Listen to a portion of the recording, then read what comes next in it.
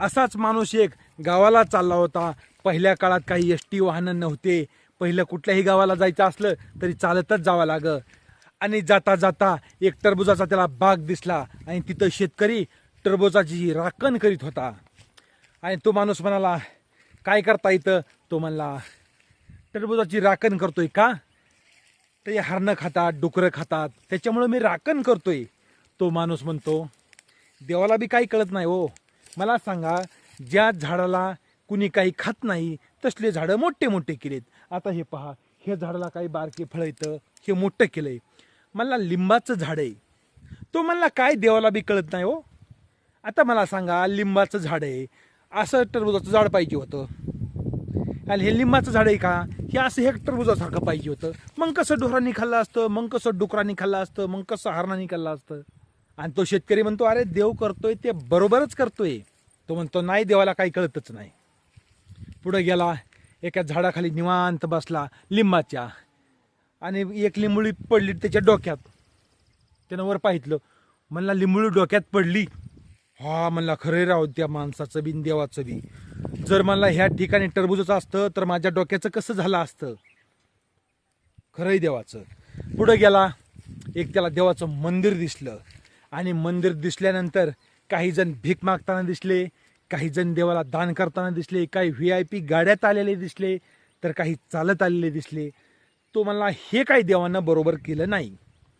आता काहींना VIP गाड्या आहेत, काहींना लंगडे पांगडे आहेत, काहींना पाये पण नाहीत, काही तर मोटरसायकलवर येतात, तर काही दारात भीक मागतात. हे देवानं बरोबर केलं नाही.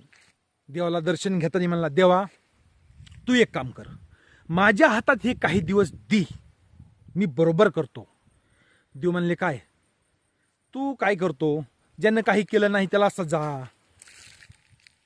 ज्यानं काही केलंय तो मोकळा. तुला हे चालवता ये नाही, हे 4 दिवस माझ्याकडे दे. बरं, देव म्हणले, ह्या 4 दिवस तू मूर्तीत बस, पण एक अट आहे, काहीही झालं तरी तू बोलायचं नाही, शांत राहायचं. तो म्हणला, ठीक आहे. मग हा मूर्तीत बसला, देव बाजूला बसले. मग एक श्रीमंत माणूस आला, देवाचं दर्शन करायला लागला. तितक्यात त्याचं पाकिट खाली पडलं पैशाचं. त्याच्यात काही 20-25 हजार रुपये असतील. पडलं खाली, दर्शन केलं आणि गेला. तितक्यात एक गरीब माणूस आला. तो रोज देवाकडे यायचा आणि म्हणायचा, देवा, सगळ्यांना काही दिलंस, आतापर्यंत मी तुझी रोज वाट लावतोय, रोज दर्शनासाठी येतोय, रोज फुलं वाहतोय, मला काही आतापर्यंत दिलं नाही. पण आता माझी मुलगी लग्नाला आली, आता मला पैशाची गरज आहे, असं म्हणणं. आणि तो गरीब माणूस दर्शनाला खाली वाकला कीच त्याला ते पाकिट दिसलं की त्यानं घेतलं. तो म्हणला, वा देवा, इतके दिवस तुला कधी काही मागितलं नाही, एकच वेळेस मागितलंय की डायरेक्ट तू पैशाचं पाकिटच दिलंस. तो माणूस खुश झाला आणि गेला. हा माणूस मूर्तीत बसलेला पाहतच होता सगळी कहाणी.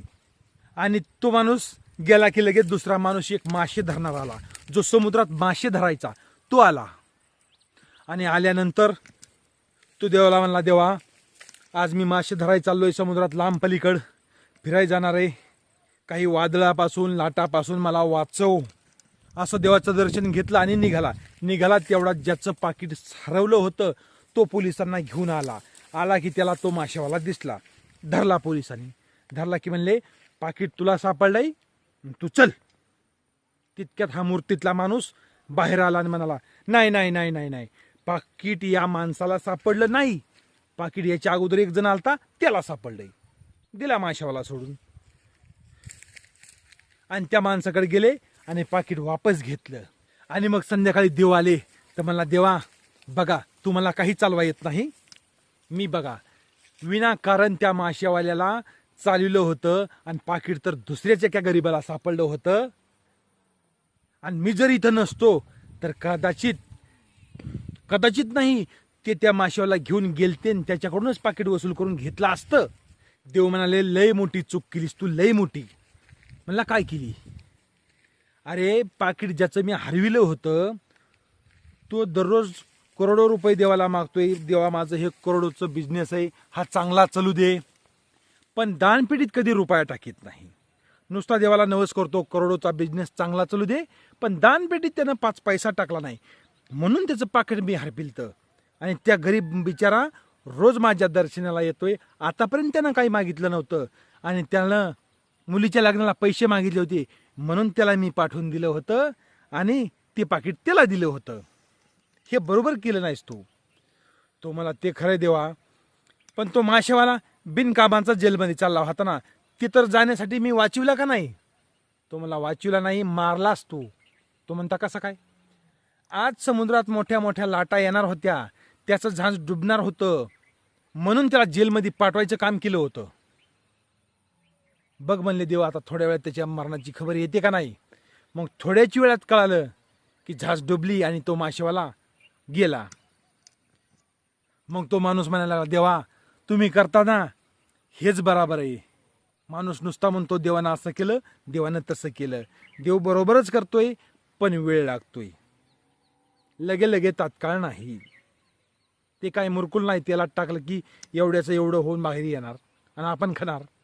तर भेटूया मित्रांनो उद्या सकाळी ठीक 7 वाजता. तोपर्यंत नमस्कार.